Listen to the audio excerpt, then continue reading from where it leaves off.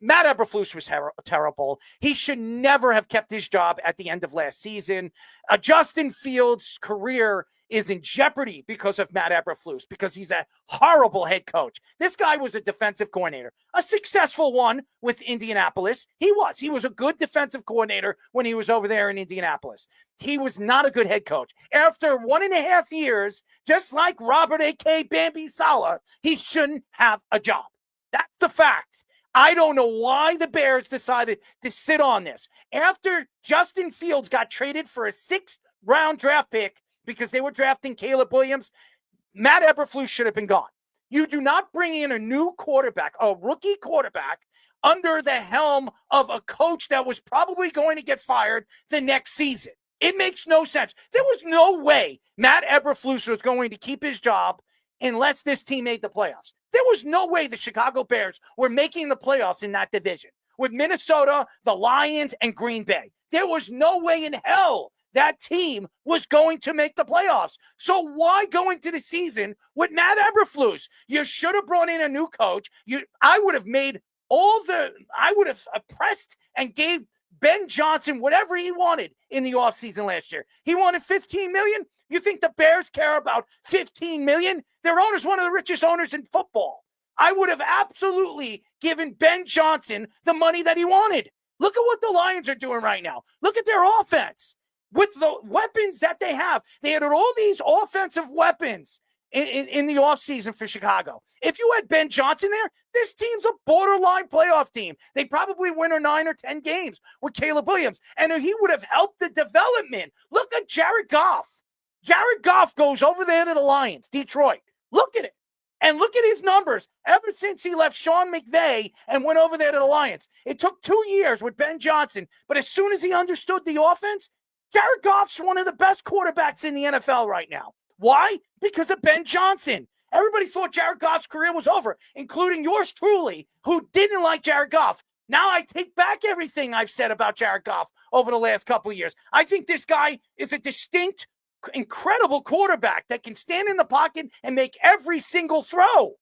But again, Matt Eberflus, he's a waste of space. He's never going to get another head coach job in the NFL. He'll be a defensive coordinator. He's just another coordinator that we're going to be talking about years and years away that coached this Bears team, that choked and hurt the organization for their growth, for all the quarterbacks that they had over the last couple of years that were first-round talents. Mitchell Trubisky, then we go to Justin Fields, and now we go to Caleb Williams. This guy had 2 of them. And if Caleb Williams doesn't develop, everybody's going to go back in his first season where he could have won these games, especially the game against the Lions, and was embarrassed because the coach didn't know when to call a timeout. He should have been gone last year. Yeah. And then in the fact that he can defend that with a timeout left and never really took accountability. He never took accountability. He said what he said, but at the same time, it's like, I own this. This is on me. You had a chance to do it. And it's the first time that they've ever fired a head coach during the season in franchise history. And that should say a lot. Do I think he gets another job, like you said, Errol? I think he does. But he's a defensive coordinator. Yes. But he's not going to be a head coach. No. There's no chance. And the fact that you didn't hold yourself accountable to it, that just makes even more sense. Why? Like we've talked about before. It starts from the top to the bottom. And if you can't hold yourself accountable, then you can't hold your team accountable because you can't hold yourself accountable. He kind of threw Caleb Williams under the bus. Yeah. He did. He absolutely did.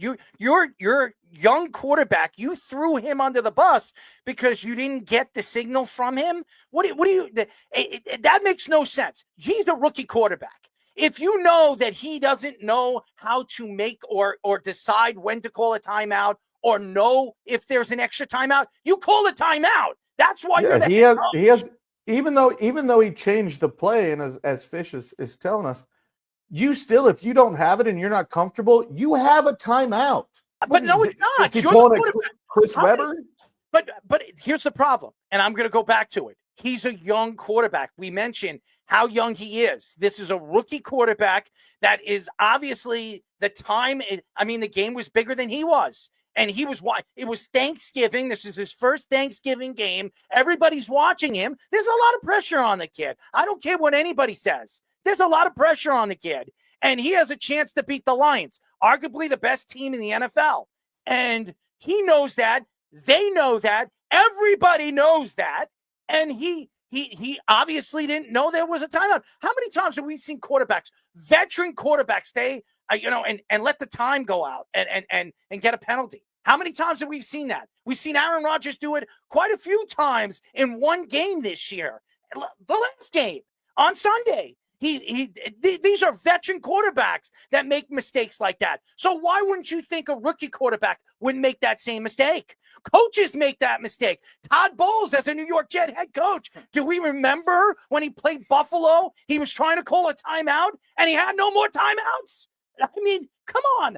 That's a veteran coach. A veteran coach that's been in the game and was a great safety in the NFL and won Super Bowls with the Commanders. Okay, I can't say the other team, but again, going back to it, you cannot blame the young quarterback, and you can't put it on the quarterback because he was calling an audible at the line of scrimmage.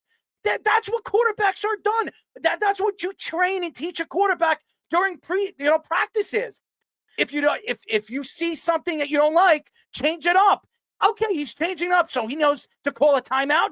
There's nothing that says he has an extra timeout right in front of his face. He's looking at the defense. He's looking at the linebackers. Who's coming up on a blitz? You think he has enough time to look at the Tron and know when there's a timeout or if there's a timeout to call? I'm not blaming this on Caleb Williams. This is absolutely Matt Eberflus's fault, and shame on him to not protect his young quarterback.